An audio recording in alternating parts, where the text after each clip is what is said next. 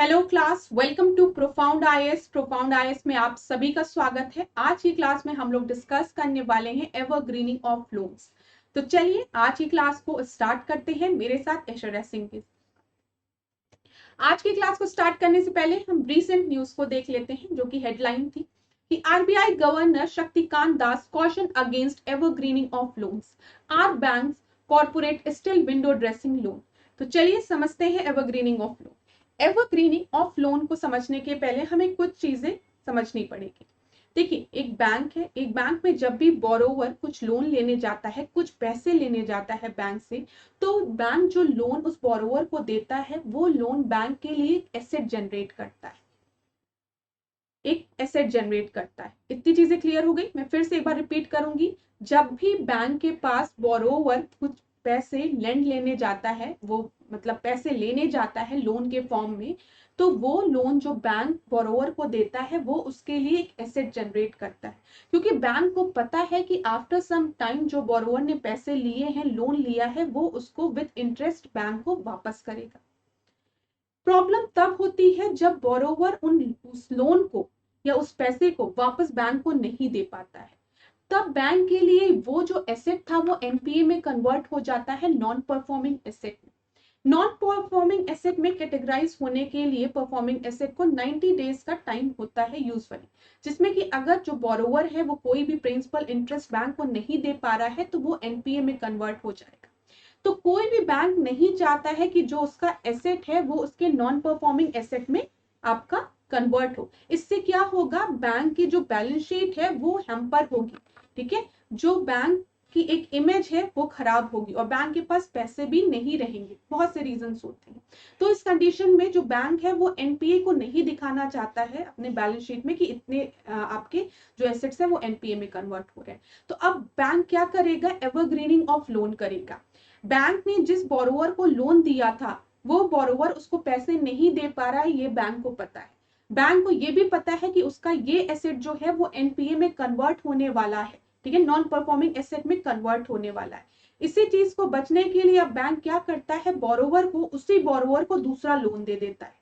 ठीक है, पहला लोन तो उसने दिया था और उसे पता है कि उसको वापस नहीं मिलने वाला है, लेकिन बस एनपीए से बचने के लिए, एनपीए ना शो करने के लिए वो उसी बोरोवर को दूसरा लोन दे देता है। और किस पर्पस के लिए देता है कि अपने पहले लोन को आप हाइड करिए, मतलब उसको किसी भी तरीके से आप उसको रिपे करिए। समझने की कोशिश करिएगा। तो यहाँ पर देखिए क्या लिखा है, the evergreening of loan is a term in which bank try to revive a loan that is on the verge of default by granting the further loan to the same borrower. उसी same borrower को उसने दूसरा loan दे दिया। Bank को ये बात पता है कि जो बोरोवर अभी पहला लोन नहीं वापस कर पा रहा है, बैंक को वो दूसरा लोन कहां से दे पाएगा। तो वो जानबूझ के क्या कर रहा है, एनपीए से कन्वर्ट होने के लिए दूसरा एनपीए क्रिएट कर रहा है। Evergreening loan, a term of zombie lending, is a practice of extending new or additional loan to a borrower who is unable to repay the existing loan, thereby concealing the true status of non-performing asset or bad loan। यहाँ क्या लिखा, a form of zombie lending। Form of zombie lending क्या क्यों कहा गया, zombie क्या होते हैं, जो मरे हुए हैं, जैसे हड्डियों के ढांचे टाइप के, लेकिन थोड़ी सी लाइफ बचे हुए सड़क पे ऐसे घूम रहे हैं। उन्हें पता है, बैंक को पता है कि जो पहला लोन है वो एनपीए में कन्वर्ट होने वाला है, लेकिन वो उसने दूसरा भी दे दिया, क्यों, पहले वाले को छुपाने के लिए। तो ये क्या है, एक ज़ॉम्बी लैंडिंग है। दूसरा आप क्या कर रहे हो, दूसरा आप एनपीए जानबूझ के क्रिएट कर रहे हो, लेकिन बस हाइड करने के लिए। It is a form of zombie lending in which banks provide more loan to the borrower to stop them from turning into the huge non-performing asset। ये चीज समझ में आई। एवरग्रीनिंग ऑफ लोन्स क्या होती है, एकदम सिंपल शब्दों में अगर हम बोले तो बैंक ने पहला, उसको पता है कि जो कस्टमर है, जो आपका जो बोरोवर है वो पहला लोन नहीं दे पाएगा। ठीक है, उसके पास इतना वो नहीं है कि वो ले जाके बैंक को पैसे दे पाए, वापस कर पाए विद इंटरेस्ट। तो उसने क्या किया, उसने उसको दूसरा लोन भी दे दिया, उसने बोरोवर को दूसरा लोन दे दिया ताकि वो अपने पहले एनपीए को छुपा सके, लेकिन उसने कहीं ना कहीं दूसरे एनपीए को जनरेट किया।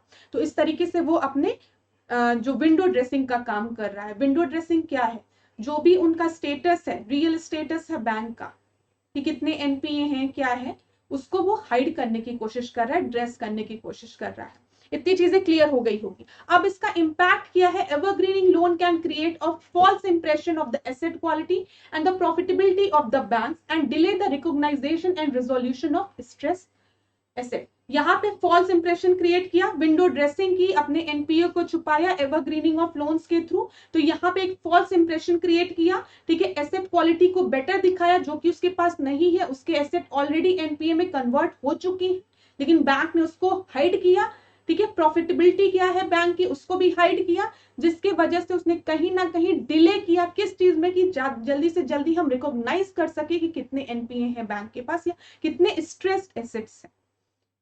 ये चीज क्लियर हो गई होगी। दूसरा लिखा, it can also undermine the credit discipline and the moral hazard amongst the borrower.